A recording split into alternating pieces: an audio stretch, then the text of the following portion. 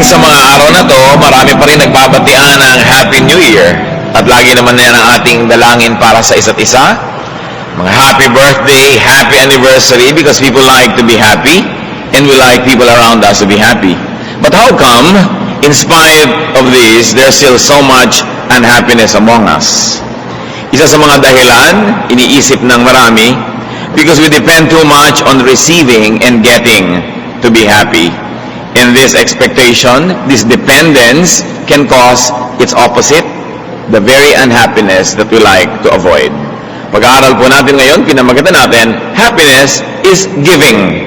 Na ang tunay na kaligayahan, malalim, malawak, mataas, sa pagbibigay, hindi sa pagtanggap. Salamat aming Ama sapagkat kayo Diyos na mapagbigay, nagbibigay, at nagtuturo sa amin na gayon din ang gawin. Sa paglapit namin sa iyo ngayon, Panginoon, dinadala namin sa iyo ang aming puso na humihingi ng pagpapala. Dala-dala namin ang aming mga handog na nais naming ikarangal ng inyong pangalan at humihingi kami ng pagpapala mula sa inyo. Linisin niyo po kami at patawarin, hugasan mula sa aming mga karumihan at bigyan niyo ng liwanag ang aming isip. Dalangin namin, aming Ama, yung inyo pong leksyon para sa amin ngayon maging malinaw, maging pamantayan namin sa buhay. Kaya kami naman, Panginoon, nais namin magbigay sa inyo ng 100% attention. Teach us to focus on you alone. We bring our thoughts captive to the name of Jesus. And we ask you, Father, move in our midst and do your will. Iligtas mo kami at ilayo sa mga masasamang tao, sa masasamang espiritu, maging sa aming mga karamdaman at kahinaan, at nang walang maging sagabal para kami tumanggap na inyong pagtuturo. Panginoon, kami po'y bihisan nyo ng inyong karunungan at bigyan nyo ng inyong kaliwanagan. Dalangin namin ang lahat ng ito, nananalig na inyong dinidinig sa ngalan ng iyong anak, aming Panginoon si Jesucristo. Salamat po, salamat sa inyo, O Diyos. Happiness is in giving. Ano po ang logic nito na ang tunay na kaligayahan ay sa pagbibigay? Because God is a giver. Ang Diyos naman talaga ay Diyos ng pagbibigay, Diyos na mapagbigay.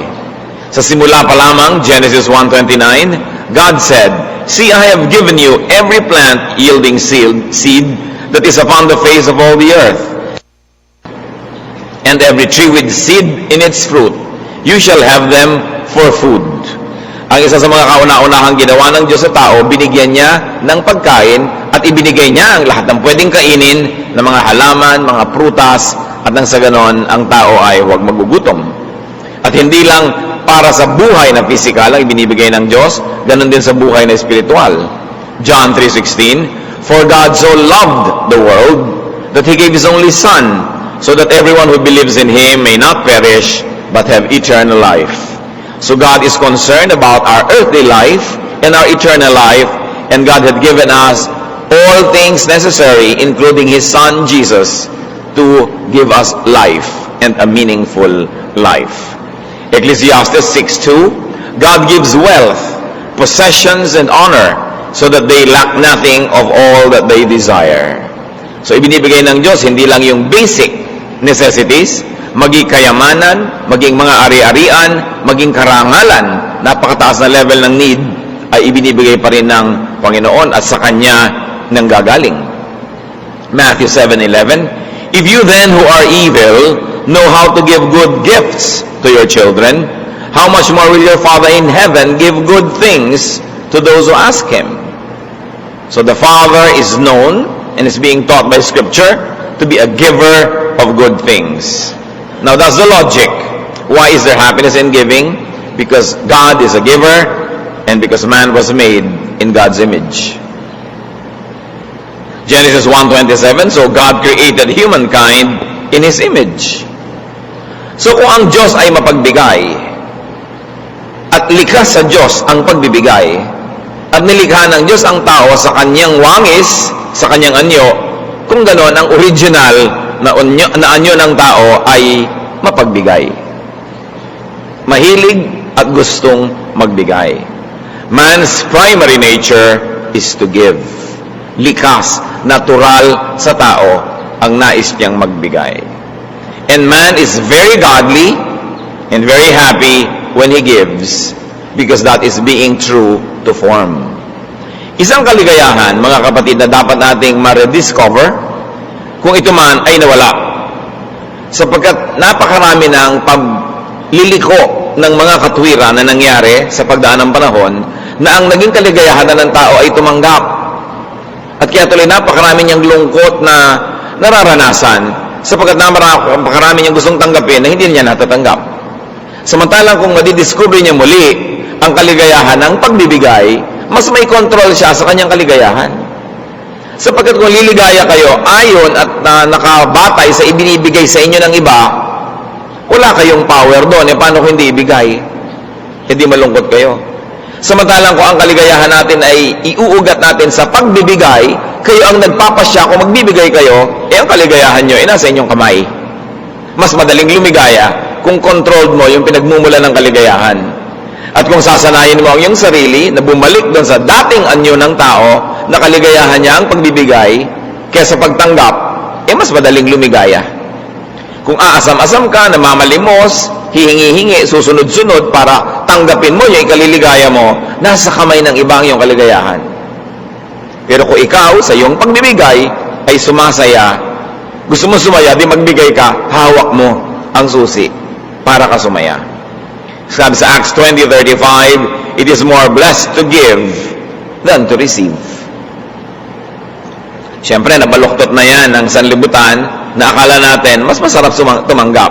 Pero ang salita ng Diyos ang nagsasabi, mas malaking pagpapala ang pagbibigay kaysa pagtanggap. This happiness has to be rediscovered, especially by those who have lost them. Deep happiness, deep satisfaction is not in keeping. It is not in getting, it is not in having. Hindi diyan sa paghahanap, sa pagkuha, at sa pag-maintain ng mga bagay na gusto natin, hindi diyan nakasalalay ang tunay na kasiyahan. Ito ay sa pagpapakawala, sa pagbibigay, sa pagre-release ng mabubuting bagay from you to another person. Proverbs 11:26, the people curse those who hold back grain, but a blessing is on the head of those who sell it.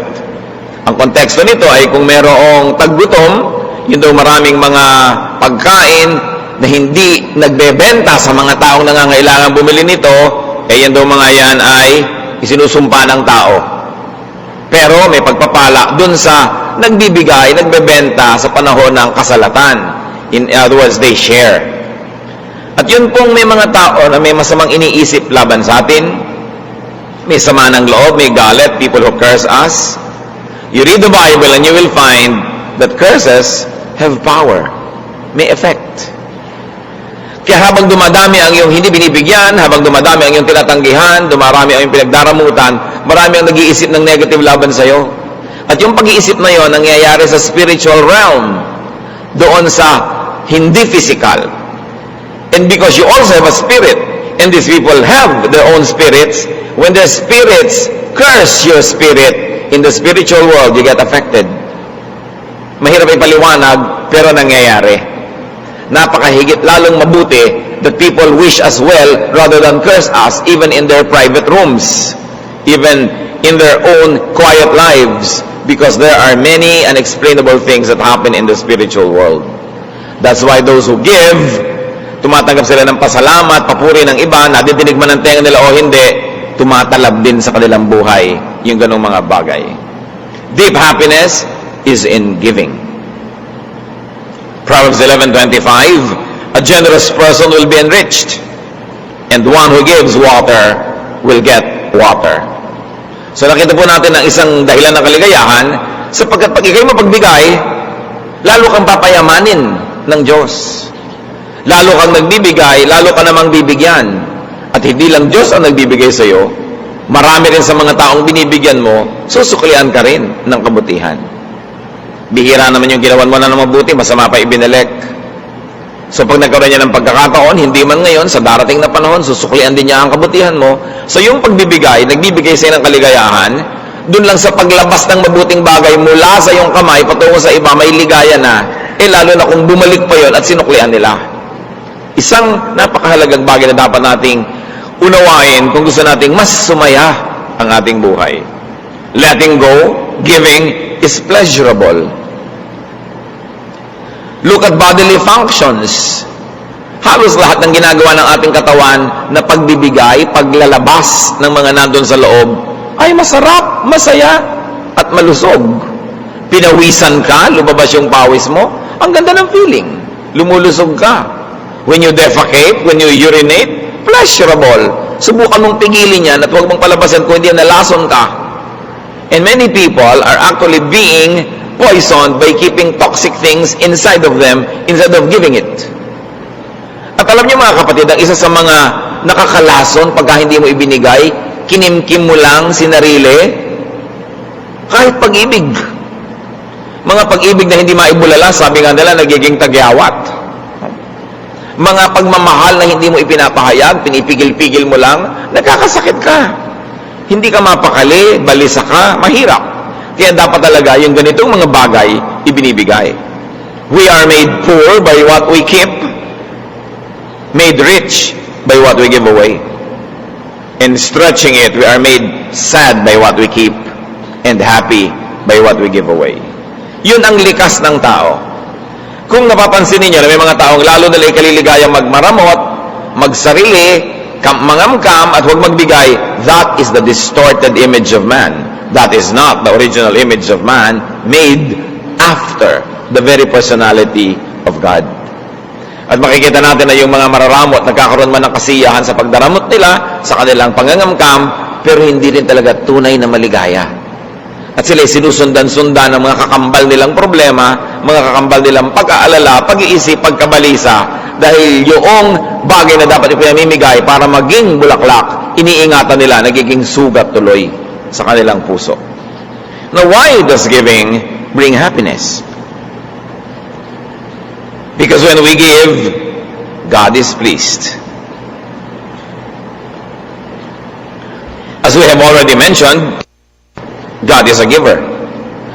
So when we give, God is pleased. Pag natutuwa sa iyo ang Diyos, alam nga namang hindi ka sumaya. Alam nga namang hindi ka niya pasayahin at hindi makagawa ang Diyos ng paraan para sumaya ka. What's more, when we give God pleasure because God commands giving. Proverbs 3:27, do not withhold good from those to whom it is due when it is in your power to do it. Isa sa mga karunungan na itinuturo sa atin ng kawikaan, huwag mong ipagkait ang anumang magandang bagay, lalong-lalo dun sa mga karapat-dapat na tumanggap nito. Pag ipinagkait mo yan, meron niyang kalungkutan na bibigay sa iyo kahit hindi mo napapansin na doon pala nagmumula ang kalungkutan. Pag merong bagay na dapat mong pakawalan at ibigay sa iba, at buong katigasan ng ulo mong hinawakan at sinarili, magiging kalawang sa iyong sariling bakal. Magiging lason sa iyong espiritu sa halip na naging pagkain ng espiritu ng iba. Parang yung manna that was being given by God from heaven. Noong mga Israelita ay nasa disyerto at wala silang makain, umuulan ng pagkain mula sa langit. At ibinili na sa kanila, kunin mo lang yung kailangan mo. Bukas uulan uli niyan. Yung mga ibang makasarili, nagtago, nag-imbak ng lampas sa kanilang kailangan. At nung makita nila anong nangyari, inuod, nabulok, nasira. Kasi kumukuha sila ng hindi naman nila kailangan, iniimbak nila, itinatago nila, nabulok lang. At napagalitan sila tuloy. Sinabi na sa inyong huwag kayong kumuha ng di nyo kailangan kasi sa pagkuha nyo, baka yung may kailangan nun, nawalan tuloy. Ang dami-dami yung tuwalya sa cabinet nyo, ang dami-daming pamilya, iisa yung tuwalya, nagkakahawa-hawa na sila ng galis. Ang dami mga tao, walang kadamit-damit, tapos ang dami mong ekstrang damit, di mo kailangan. Kahit hindi nyo nakikita, literally na nabubulok yon sa cabinet nyo, in the spiritual world, nabubulok yon at nilalason kayo kasi hindi nyo kailangan, iniingatan nyo. Samantalang kailangan ng iba. So, ang napakaganda, yung pawalan mo yan at nang may makinabang at natutuwa ang Diyos pag ginagawa mo yon, papasayahin ka. At kung ikaw na ngayon ang may kailangan, alaga namang hindi ka bigyan ng Diyos, samantalang sumunod ka sa iniuutos niya na ibigay mo yon sa iba. Pag ito'y muli nating naunawa, mas maraming kasiyahan na mararanasan ng tao. Because God's pleasure brings happiness to His people. When we give, the godly spirit of the giver is edified. Kung pasisimplehin natin yan, mga kapatid, meron tayong dalawang uri ng espiritong namamahay sa ating puso. Yung makadiyos na espiritu at yung makasalanan na espiritu. Pag tayo'y nagbibigay, pinasasaya natin yung makadiyos na espiritu. Pag hindi tayo nagbibigay, pinalulungkot natin yung espiritu na yon. At kung yung espiritu ng Diyos na namamahay at namumuhay sa atin ay nasisiyahan, mahirap ba na tayo man ay sumaya rin? When we give, the higher person of the giver is pleased. The lower person may be displeased. Kaya pag nagbigay ka, mamaya, yung lower person mo, sasabihin, ba't mo binigay? Baka mamaya kailangan mo yon. Baka mamaya, baka hindi ka bigyan yan. Baka hindi ka naman maging mabuti sa'yo yan. Hindi naman siya tumanaw ng utang na loob sa'yo. Ginaganong-ganong ka nung lower personality mo. But your higher personality says, it is good. It is good to give. It is God's will. You are godly. It is God's command. Laging nagtatalo yung dalawang yan.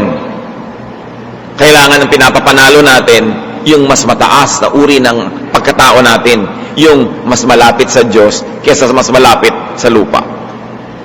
Kaya ang sabi ng 2 Corinthians 9:7, God loves a cheerful giver. Hindi nagbibigay ka nga, nakasimangot ka, nagbibigay ka padabog.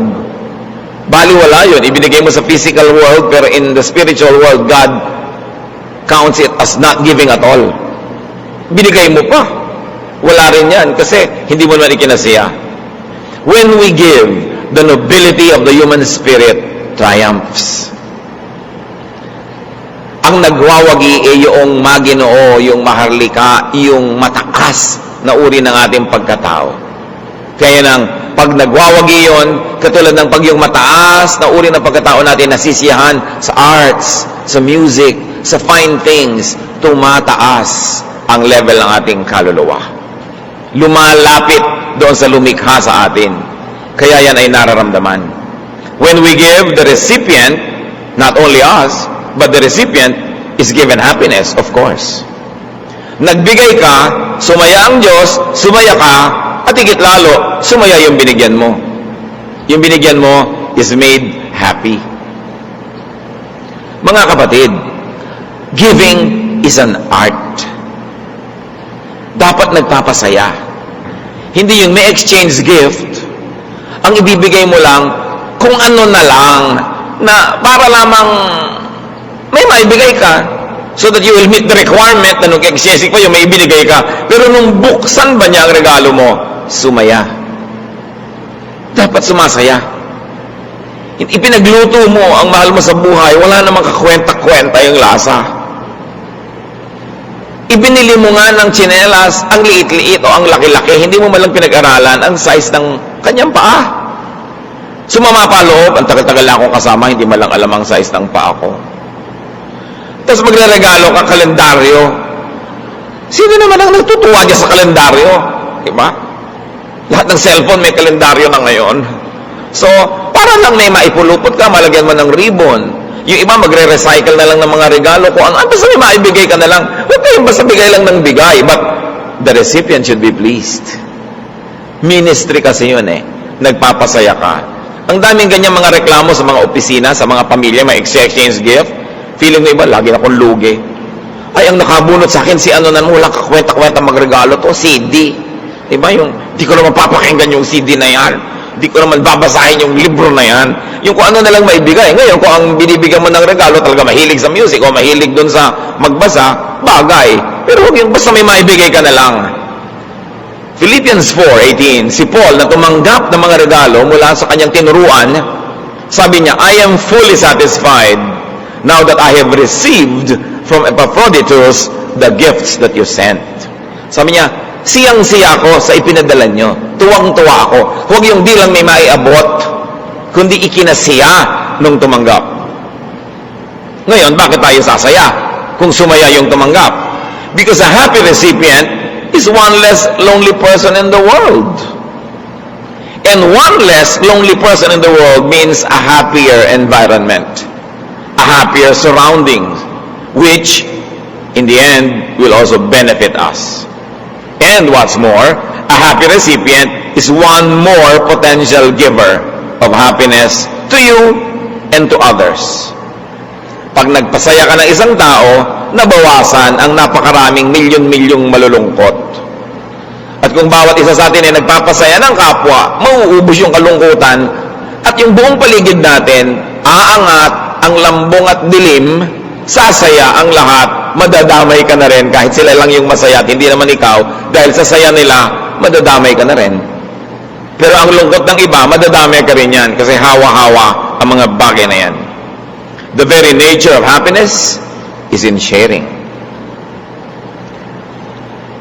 And isang paalala, recipients are to give back. Pag nakatanggap kayo, sumaya kayo, pasayahin nyo rin yung nagbigay. Para siya naman, ma-encourage, magbigay uli, sumaya ka uli, nagbigay ka uli sa kanya, you begin or you maintain a cycle of happiness giving. Hawa-hawa kasi yan. If you give, you should learn to give back. Tingnan niyo ang pagbibigayan at pagsasamahan ng Diyos at ng Israel. Exodus 20 verses 1 to 3, the first commandment. Then God spoke all these words. I am the Lord your God who brought you out of the land of Egypt, out of the house of slavery. You shall have no other gods before me. Ano yung dynamics? Sabi ng Diyos, binigyan ko kayo ng kalayaan. Inilabas ko kayo sa Ehipto kung saan dati kayong mga alipin. Ngayon malalaya na kayo. Binigyan ko kayo ng kalayaan, pues ibigay niyo sa akin ang inyong pagsamba. Baka naman matapos ko kayong palayain, sa ibang Diyos pa kayo magsisimba. Baka naman matapos ko kayong pagpalain, sa iba pa kayo magdala ng offering. Ibang pangalan pa ang parangalan nyo dahil maraming mga Diyos na kukumpit-kumpit dyan sa mga lugar na yan. May Diyos ng ganyan, may Diyos ng ganon. Kaya sabi ni Yahweh, ako huwag nyo kakalimutan, ako, hindi sila ang nagpalaya sa inyo. Anong kapalit? Ako ang sasambahin nyo at hindi sila. It is a transactional relationship. Tinanggap mo yung kalayaan, tinanggap mo yung pagpapala, pues gawin mo naman ng iyong bahagi, ibigay mo ang iyong pagsamba. Hindi pwedeng tumatanggap ka kung wala kayo binibigay. Hindi kumpleto yung transaction, walang balance. Kaya ang tao naman na binibigyan ng Diyos ng pagpapala, Genesis 28:22, of all that you give me, I will surely give 1/10 to you. So, o Diyos, ibinibigay niyo sa akin ng lupa na pinagtataniman ko, ibinibigay niyo ang mga kailangan ko, lahat ngayon ang ibinibigay niyo sa akin, ibabalik ko sa inyo ang ikapu. Transactional. Hindi pwedeng tanggap ka ng tanggap kasi hindi ka nagka-tithe. Binibreak mo yung cycle of giving and receiving, giving and receiving. So, ano mangyayari? You just get and forget. Pag hindi ka nagbigay, naputol. Hindi ka na rin bibigyan. Putol na ang bigayan. Kaya merong pananagutan. Even in the Bible, relationships are transactional. Lahat ng relasyon, mga kapatid, transactional. At huwag niyong masamain yung transactional relationship. Yun talaga. Magulang, inaalagaan mo ang iyong anak habang sila'y bata. What is the other side of that? Bata, pag tumanda ka, ang magulang mo, siya naman ang aalagaan mo. Transactional yan. Hindi mo yan dapat i-break. Tingnan nyo nangyayari sa Western culture, sa mga tinatawag na first world, na nagiging sobrang maunlad sa pera at nagiging very materialistic ang mga tao. At yung mga bata, ano nangyari? Yung mga kabataan ng 1960s, 70s, na sobrang naiba ang mundo, nagkaroon ng sexual revolution ng mga 50s, tapos yung sobrang liberation of the youth ng 60s and 70s. Ano nangyari? Nagkaroon ng mga suwail na anak. Mga anak na ayaw mag-alaga ng magulang, ayaw magsuporta ng magulang. Anong nangyari? Nadala ang isang henerasyon ng magulang. Kaya ngayon, sa first world countries, developed economies, ayaw na mag-anak ng tao. Nagkakaroon ngayon ng population problem sa Japan, sa Northern Europe, in most of Europe anyway, kasi yung mga tao ayaw na mag-anak. Sabi niya, bakit namin uubusin ang pera namin sa pagpapalaki ng mga bata na pagtanda naman namin, tatapon lang kami sa home for the aged, hindi naman kami aalagaan. di ubusin na lang namin ang pera namin mag-asawa sa hindi pagkakaroon ng anak, bakasyon na lang kami ng bakasyon, at mag-insurance na lang kami, pag tumanda kami, we will stay in a nursing home.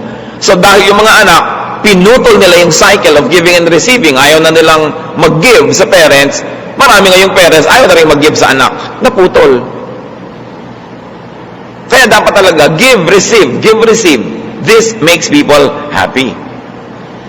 Yung transaction natin halimbawa sa Diyos at sa lupa, Luke 13, 6-8, then he told this parable. Si Jesus yung nagsasabi, a man had a fig tree planted in his vineyard, and he came looking for fruit on it and found none. So he said to the gardener, see here, for 3 years I have been looking for fruit on this fig tree, and I still find none. Cut it down. Why should it be wasting the soil? He replied, sir, let it alone for 1 more year until I dig around it and put manure on it. At kung itutuloy pa natin, sabi niya, and if when you come back after a year and it still has no fruit, we're going to uproot it and burn the tree. Jesus here, giving a parable na yung God yung may-ari ng garden. Sabi niya doon sa taga-alaga, balik ako ng balik sa punong ito, taon-taon, wala naman ako makitang bunga, bakit patuloy natin siyang papayagang ubusin ang taba ng lupa? Sumisipsip siya ng tubig, ng mga nutrients, tumatanggap siya ng liwanag, ng araw, wala na tuloy tumutubong iba sa lugar na yan, tapos wala namang bunga, bunutin yan. At sabi ng gardener, bigyan niyo pa po na 1 taon, dadagdagan ko pa ng pataba. Ibig sabihin, bibigyan pa po natin. Pag hindi pa siya nagbigay sa atin ng bunga, susunugin na natin. Maging ang Diyos, ayaw niya magsayang ng resources sa mga taong ayaw naman mamunga, sa mga halamang ayaw mamunga. So kailangan pag may tinanggap ka, magbigay ka. Yun ang rule of nature. And there is so much unhappiness because that is being broken by people.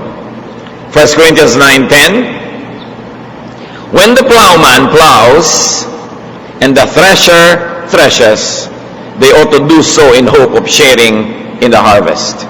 This is an old agricultural transaction na may mga tao na namamayani, hindi sila binabayaran sa kanilang pagtatrabaho, bayanihan.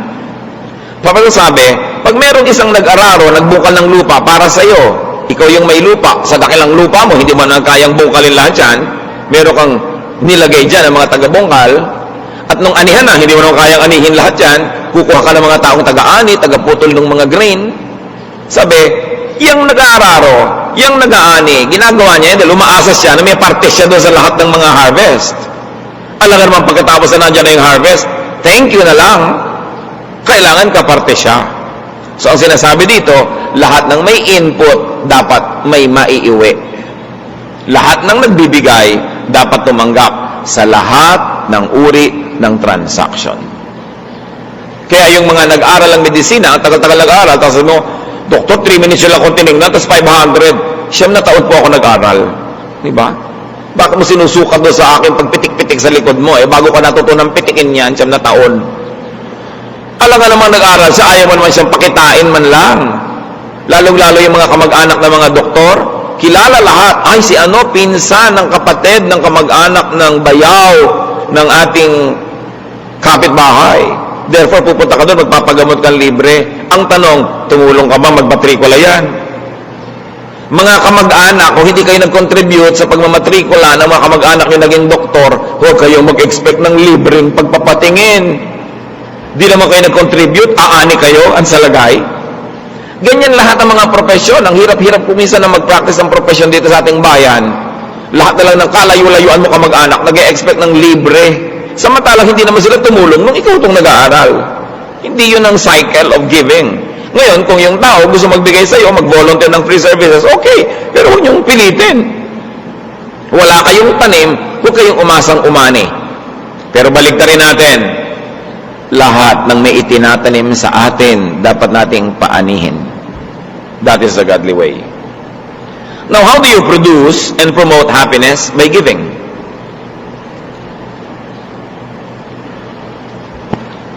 Give to those who deserve it. Nag-aral yung tao, bayaran mo ng professional fee. Kung may discount ka man, salamat. Pero ba't ka may discount? Nagne-negosyo yung tao, may tindahan, may grocery, may whatever. Sister, meron bang discount? Bakit ka humihingi ng discount? Ayaw mo siyang tumubo? Patayin mo na lang. Saksakin mo, lasunin mo. Total gusto mong patayin eh. Di ba? Yung gusto mo siyang ma-deprive ng income, ayaw mo siyang kumain, ayaw mo siyang magkapera, eh pinapatay mo na siya nun. Indirectly lang. Don't expect discounts. When they give it to you, salamat. When they keep giving it to you, start refusing. Dahil hindi ka naman karapat-dapat tumanggap nun eh. Bakit? Liba na lang talagang buong puso, taos puso, at ikinagagalak niyang bigyan ka. Give to those who deserve it.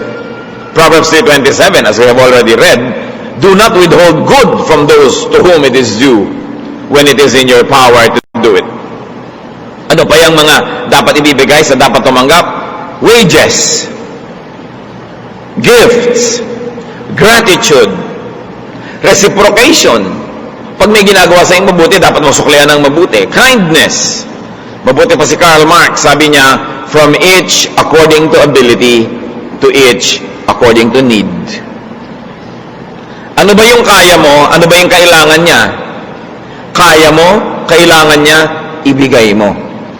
Yun ang sinasabi dito. So ang tanong mga kapatid, who deserves your giving? Your gift? Your payment? Baka naman napapabayaan natin.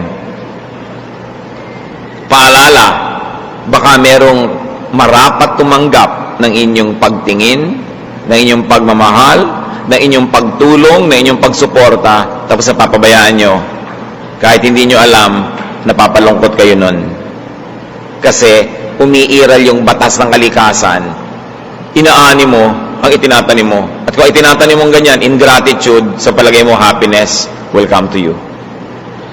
So give to those who have given and who continuously give to you. Huwag tayong masanay na laging nasa receiving end. Yung mga estero, kaya mabaho, they always receive, but they do not give.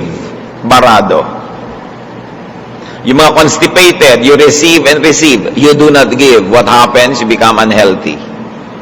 So dapat, yung lahat ng nagbibigay sa atin, bigyan din natin.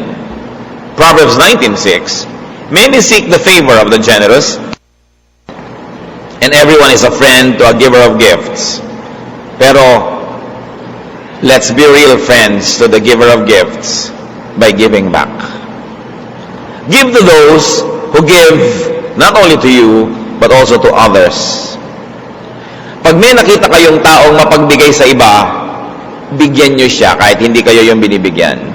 Para patuloy siyang may maibigay sa iba.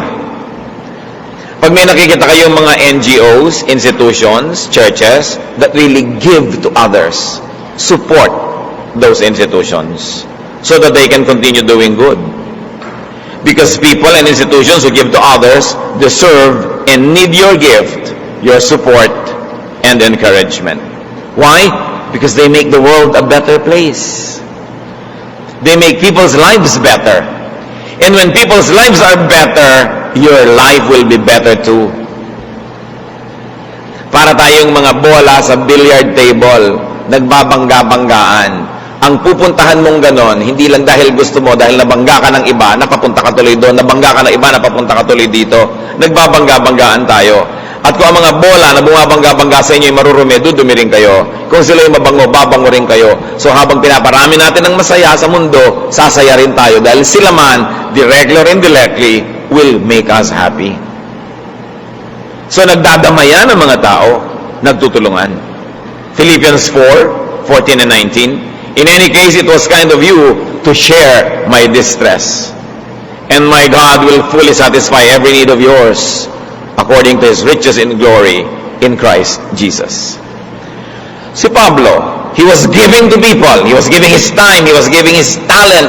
He was giving his ministration, his prayer, his advice, his teaching, his preaching. So the people who saw that kept supporting him. At sabi niya, napakabuti nyo na kayo ay tumutulong sa aking mga kagipitan. At ang Diyos na nakakaalam niyan, ang siyang magsusukli sa inyo. At bibigyan niya kayo ng kasiyahan ayon sa napakayaman niya na kalagayan.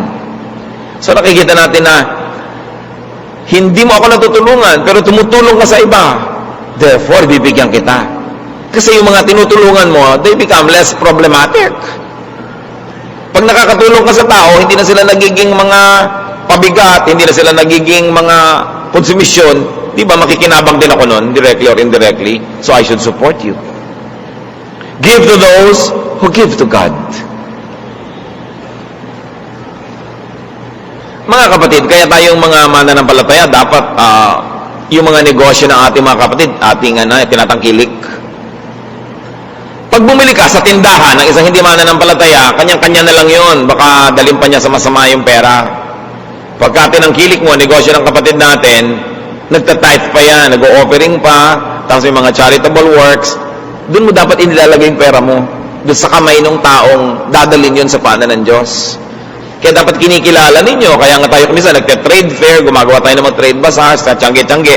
Because I like you to know your brothers and sisters who are in business. So that when you need such services or goods, sa kanila kayo makipagnegosyo para yung inyong pera mapunta sa kanila kaysa sa iba. Sapagkat napakasabigyan ng pera ang Kristiyano dahil binibigyan niya ng kaluwalhatian ng Diyos, mabuti siya sa kanyang kapwa, kaysa ibigay niyo kung kani-kanino lang. To those who give to God and serve God, they deserve our gift, our support, our service, our ministration, our patronage. 1 Corinthians 9:14, the Lord commanded that those who proclaim the gospel should get their living by the gospel. Lalong-lalo yung mga naglilingkod sa Diyos, sinasabi din sa Biblia, nagbibigay buhay sila sa mga tao, so sila naman dapat buhayin ng mga tao. So empower those who empower others. Give to those who serve God. It's a very, very beautiful concept. Now, we have said already, give to those who give to you, give to those who give to others, give to those who give to God. Now, give to those who do not even deserve it. Si Jesus yan, kaya siya unique. Pag nagturo si Jesus, laging may bagong twist eh. Dati, give to those who deserve, dinagdagan niya, give to those who do not even deserve. Yun si Jesus. Matthew 5:41, and if anyone forces you to go 1 mile, go also the 2nd mile. Sabi ni Jesus, may nagpapasama sa inyo ng 1 mile, samahan nyo pa ng 2. May humihingi ng inyong jacket, ibigay nyo yung isa nyo pang suot dyan na balabal. Yun si Jesus, unique.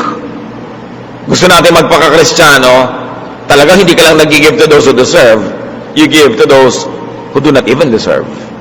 Proverbs 25:21, if your enemies are hungry, give them bread to eat.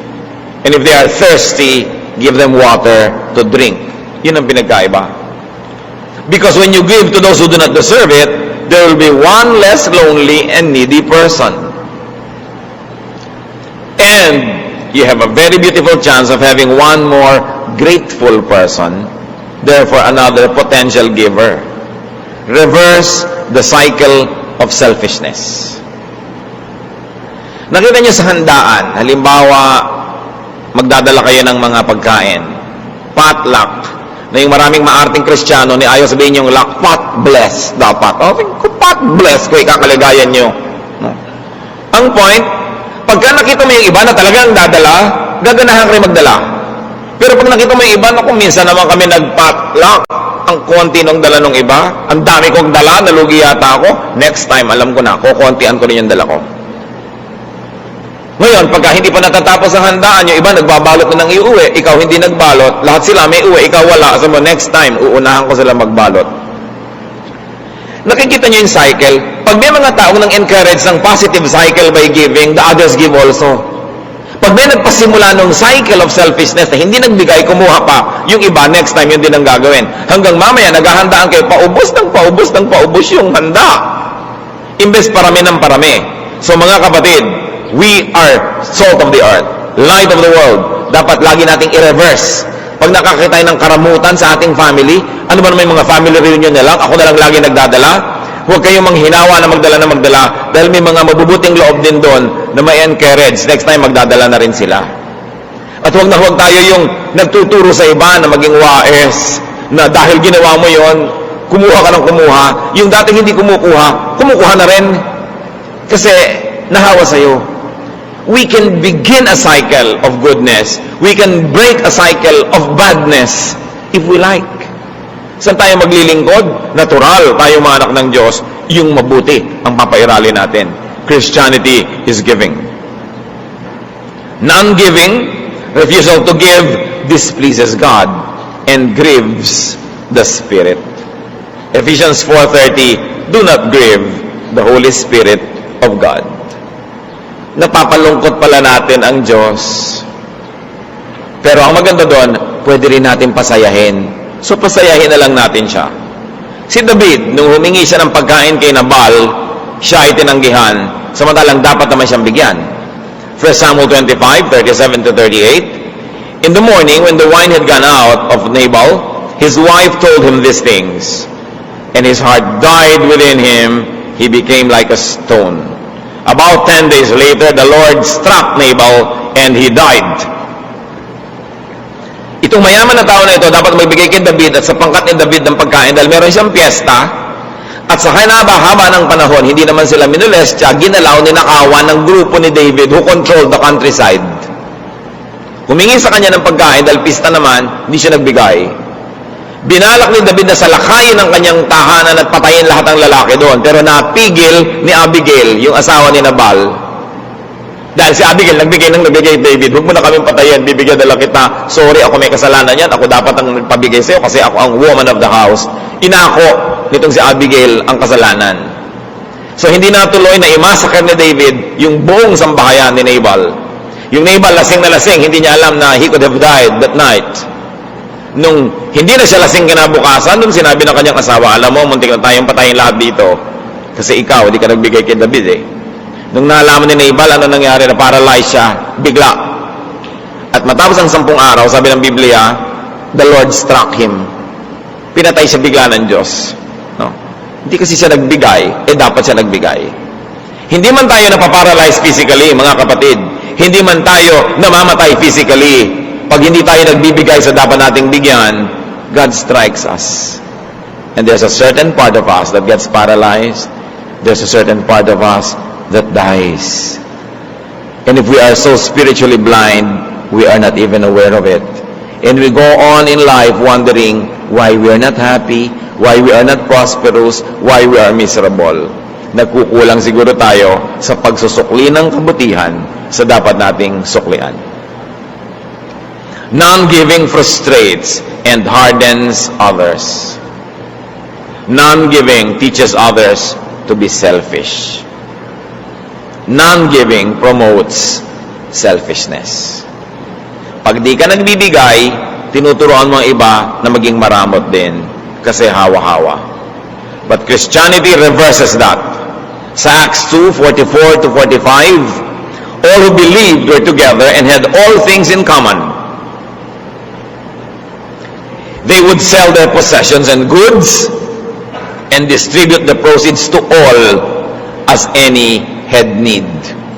Akala nyo komunismo ang umimbento niyan, sosyalismo? No, mga Kristiyano. Pinagsama-sama nila ang mga ari-arian, yung mga mayayaman, nagbebenta pa ng mga lupa pag may nangangailangang kapatid.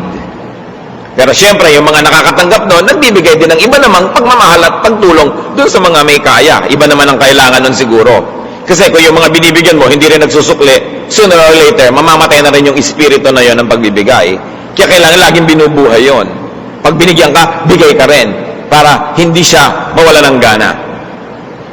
Napaka-importante sa mga pamilya, lalo kayo mga panganay, magbigay kayo ng mabuti sa inyong mga kapatid. Promote a culture of giving.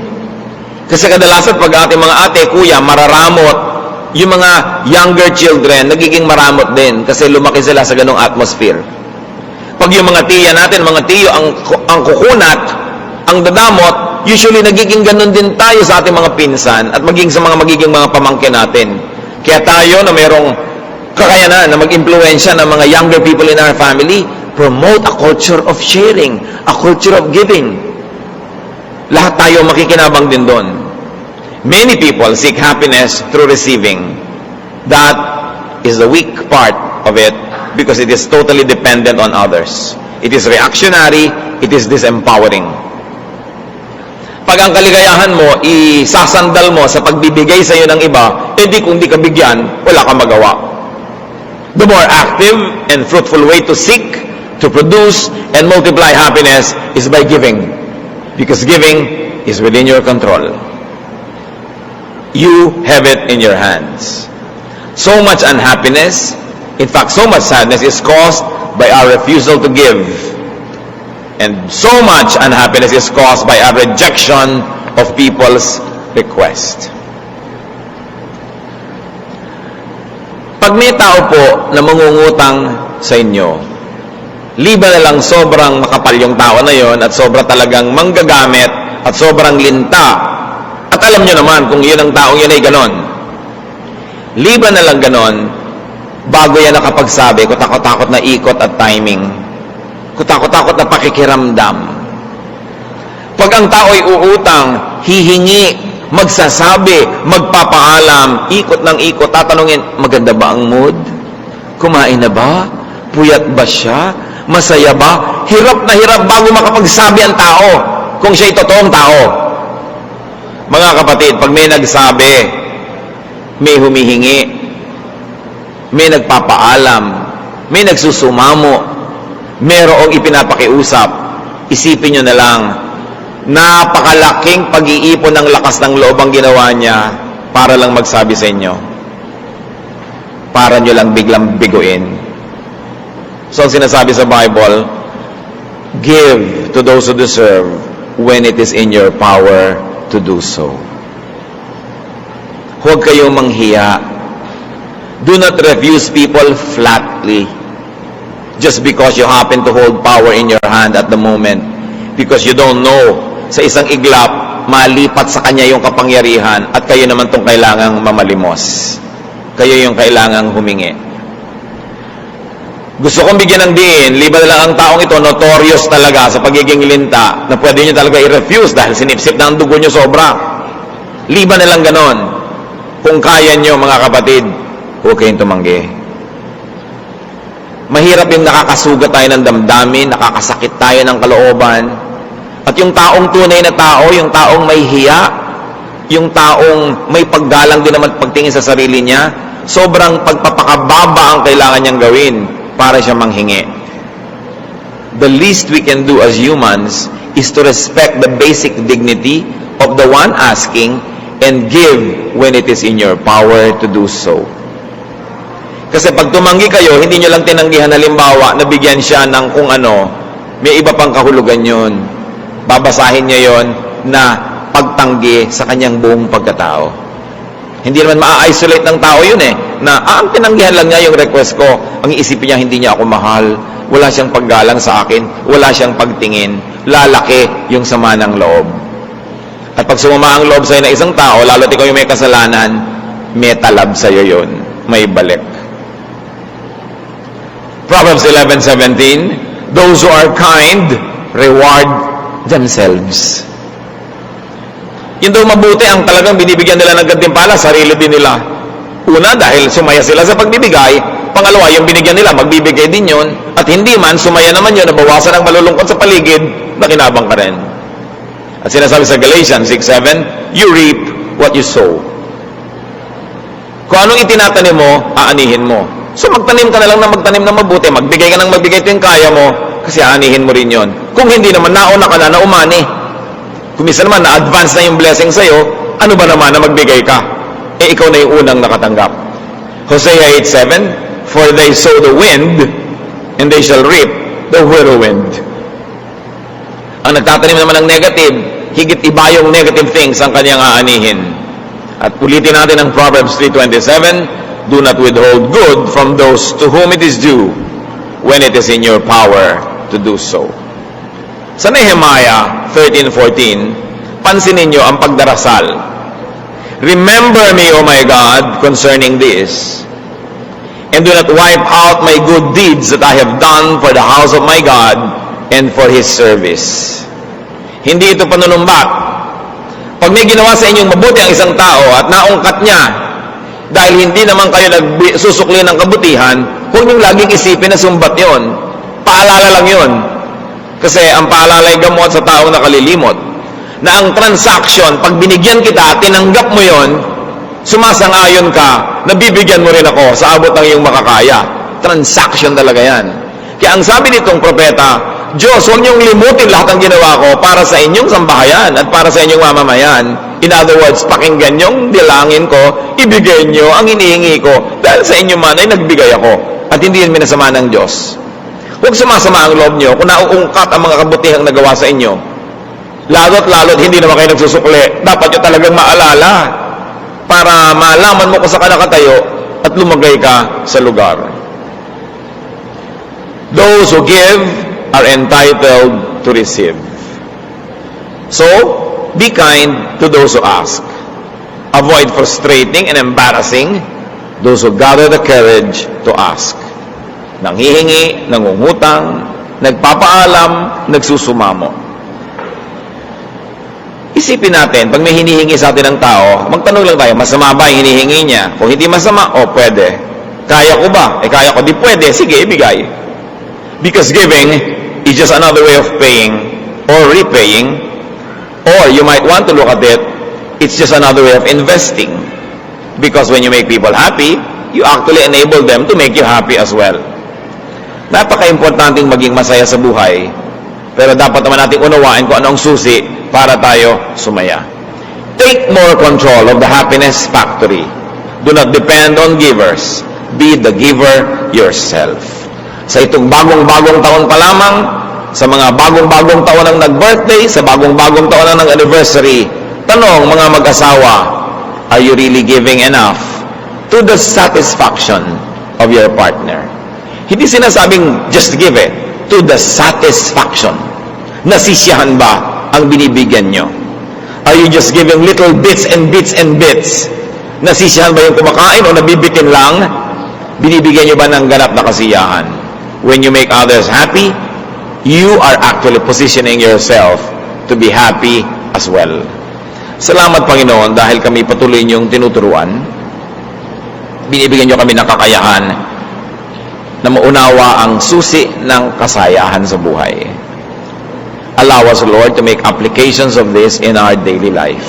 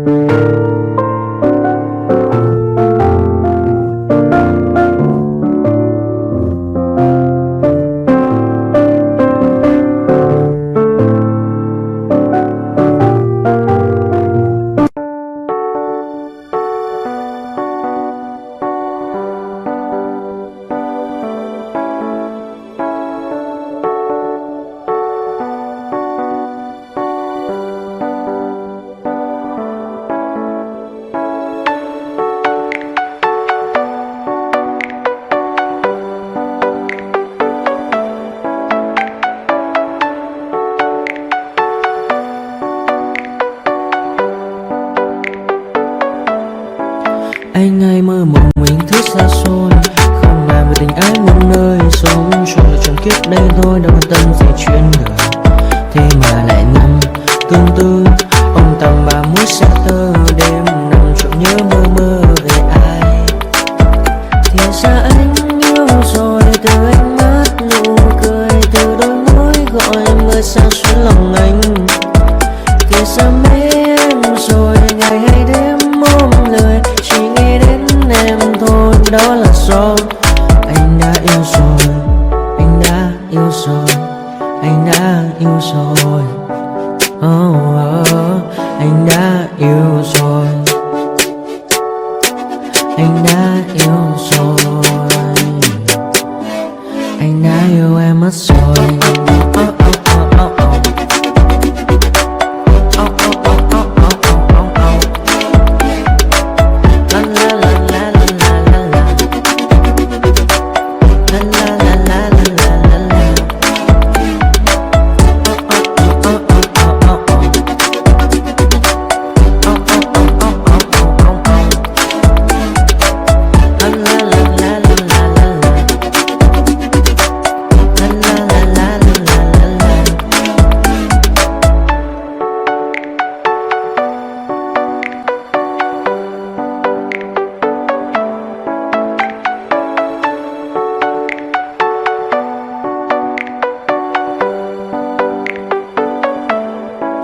Anh hay mơ mộng mình thứ xa xôi, không bàn về tình ái muôn nơi. Sống cho là trọn kiếp đây thôi, đâu quan tâm gì chuyện đời. Thế mà lại nằm tương tư, ông tầm bà mối xa tơ. Đêm nằm trộm nhớ mơ mơ về ai.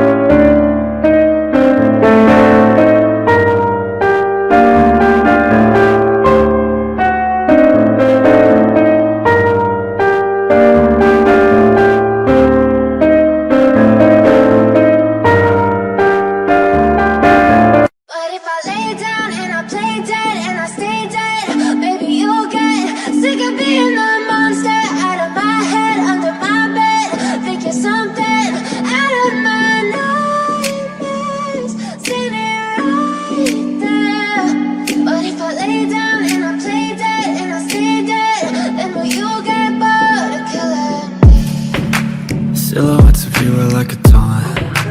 Never really know just what you want. With you I don't ever feel calm. I can feel the sweat inside my palms. Play with me like cats and a string. You don't understand the pain it brings. You don't ever wanna give me wings. You don't ever wanna set me free. You know I'm addicted to you, and it's twisted, you've been gifted with the evil voodoo. Got me coming back for more, even when I've been screwed. Dolls full of pins, pierce my heart straight through. I got issues in my head, I like you in my bed, but you keep me on red. Oh, everything is like a test, I better not text or I'll come off desperate. But if I lay down and I play dead and I stay dead, baby you'll get sick of being the monster out of my head, under my bed, thinking something out of my nightmares, standing right there.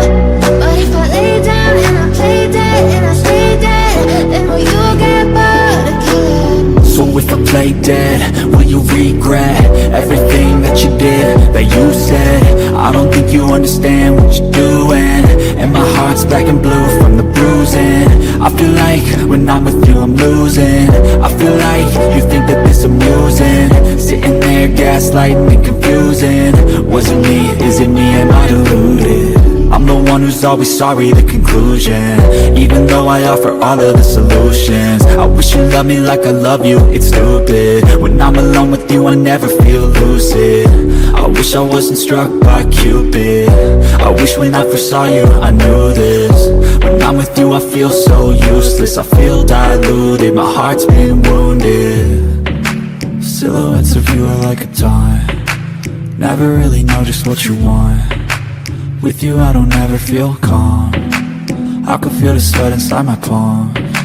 Play with me like cats and a string.